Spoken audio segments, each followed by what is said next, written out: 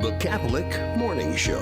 Folks, it's wonderful to have wonderful people representing us here locally, but of course on the national stage.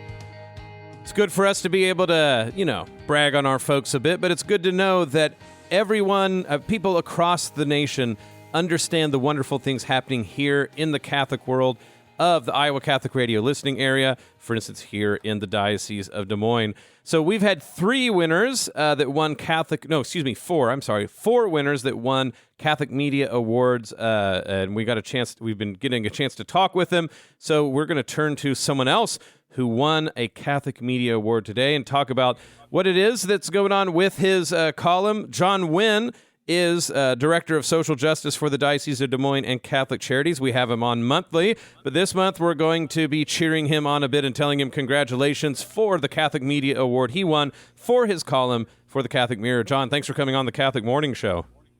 Hey, thanks, Bo. Good to speak to you. Welcome back, by the way. Oh, thank you. Yeah, I know. We haven't got to talk since I made the big journey. You head off to a different country, and then all your friends start winning national awards. Yeah. Well, it was a surprise to me too. So it was good all around, I suppose. How have you been able to deal with all the fame? Oh man, I just try to sleep it off, I guess. Try to sleep it off. Well, look, so it's of course wonderful to be recognized by people for the hard work that you put into this, but maybe for people who haven't had a chance to run into your column for the Catholic Mirror, what's the name of the column, and what's the themes that you're always trying to approach for the Catholic Mirror? The column appears on our bi-monthly magazine. So every 2 months the magazine comes out. It's under Theology 101, and so that's where folks will find it. I never meant for it to be Theology 101, but it seems like that's the right place for it, I suppose. And it was categorized as scripture and theology.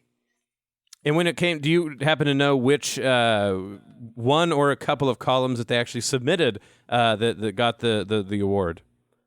Yeah, there were several. One of which was The Smallest Sister Leads. In that, I reflected on Charles Péguy's poem where he talks about hope as the smallest sister between charity and faith, and it's hope that sort of leads the two. There's another one where we're talking about staying with Jesus means to go. I'm sure you're aware of it. I'm a big G.K. Chesterton fan. Some of the ways that he looks at things, and that was one column where I reflected on, what does it mean to stay with Jesus? And we often think to stay means to almost like leave the world and be in prayer with Christ. But the way that Jesus has called us is that to really stay with Jesus means we have to accept the mission of going forth. So to stay means to go. So that's a couple. When I write these columns, I think back of an experience that I had way back when I was at Marian Days. For those folks who might not know, Marian Days is a 4-day retreat down in Missouri that I go to, and it's a Vietnamese gathering. And basically, I was at a talk, and Father Tuan was his name. I was in college at the time. He was a Dominican priest, and he gave a talk on Our Lady. And I remember sitting there thinking how remarkably clear he was. And he wasn't really, watering down any of the ideas, but he had this great gift of making profound ideas really accessible to people. I remember a couple of old folks I was sitting next to commenting on how easily accessible he had just made their faith that they couldn't understand. And that experience really, really stayed with me. And I thought then that if I were to ever write or try to communicate the faith, that's who I aspire to be or to be like. And certainly, academic theology is a love of mine, and certainly has its place with all the technical language and stuff like that. But ultimately, theology is really written for conversion, and that's what I aim to do. Well, folks out there listening, we all want to be better Catholics, and exactly sometimes we want to understand things, but understanding comes through clarity. And when we have those folks in our life that can cut through some of those difficulties for us, that is a blessing indeed. It's even more a blessing when local people are nationally recognized for their ability to do so. And we have one of them right now on talking to us here on air, Dr. John Huynh, who the Catholic Mirror column won a Catholic Media Award, and that's who we're talking to today. Well, John, precisely this idea that you have doctor in front of your name and that interplay between academic pursuits but then public declaration. Maybe say more about that. That's, of course, obviously commendable that instead of, as it were, getting lost in the ivory tower, you've always wanted to be able to bring clarity to the faith. But what's involved in that? How do you take big concepts like hope and figure out how to not water them down, but to simplify them for something like a short column in a magazine? I think what I do when I sit down and write, and it takes, I'll be honest, a lot of my ideas come from car rides Nice. to work, from work, picking up the kids, sometimes sitting in parking lots, waiting for them to exhaust fumes. Get done training. No, I'm joking. Yeah, sure. Yeah. It's really always in the car, and it's a reflection on the mundane activities of life. That's really all it is. It's me sitting there thinking about how is God amidst all of this. Sometimes it's frustration. Sometimes it's joy. Sometimes it's just out of sheer boredom too. I tried this thing where I was just driving without music for a while. And sometimes your mind just goes, well, what is there? Like, you're just driving in silence and you just don't have any thoughts and things. How is God amidst all of that? And that's how I come to write about God's presence amidst the ordinary things, and then taking the things that I've learned and seeing how those things play out with my thoughts. You talk about hope, for instance.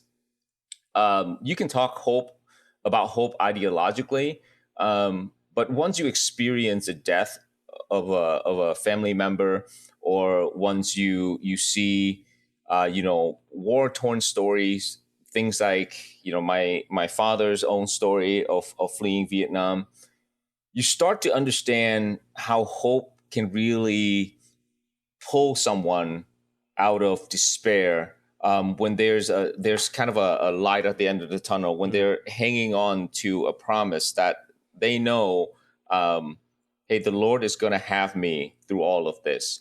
And hope is great in theological terms. You can reflect on that in theological terms, and it's also relevant to our own human experiences. And that's how I try to see my writing, or at least that's how I try to communicate through my writing, is the ordinary human experiences seen through the lens of faith.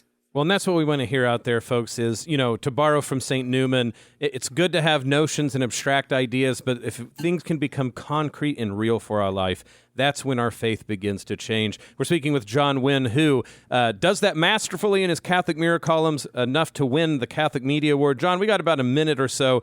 Last thoughts here. Is that sort of the central thing that you've figured out, right? Is how to make concrete something that otherwise could maybe float off into mere ideas? Yeah, I don't think I'm anything new at this. Like Ecclesiastes says, there's nothing new under the sun. There's plenty of people out there who write well, who communicate way better than me about the faith. I'm just one of those voices amidst many who are trying to just communicate my own experience of the faith, and trying to get others to see it in that same way.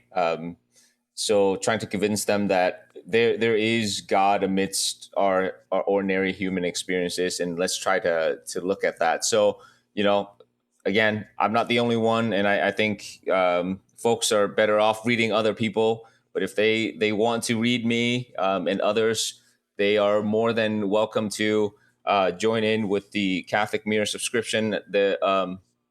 Soon, Bishop Johnson's going to be sending out an invitation for folks to subscribe to the Catholic Mirror, and that'll be a good opportunity for folks to hop on. Well, it's very nice that you try to take the light off yourself, but I'm going to declare it officially here from Bo Bonner's perspective, a worthy winner of the Catholic Media Award for 2026 for his Catholic Mirror columns. John Huynh, who we're talking about. Before we let you go, very quickly, where can people also find other work you do, like your videos?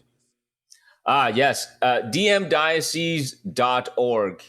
dmdiocese.org. You will find everything there. There's a resource page with social justice resources, and there you'll find all of the videos, the articles, and things like that. Well, we're all very proud. John Huynh, Catholic Media Award winner for 2026, the Catholic Mirror column, and many other things besides. John, thank you for coming on the Catholic Morning Show. Thanks, Bo. What legacy would you like to leave? As part of the Legacy Society, your gift supports the future of the Iowa Catholic Radio Network. By participating in the planned giving process, you can be assured that when you leave this earth, your charitable gift will continue to support this apostolate and its mission of connecting people to Christ. If you're interested in including Iowa Catholic Radio as part of your charitable gift planning, call me, Belle Marasco, at 515-223-1150. Thank you for your prayerful support.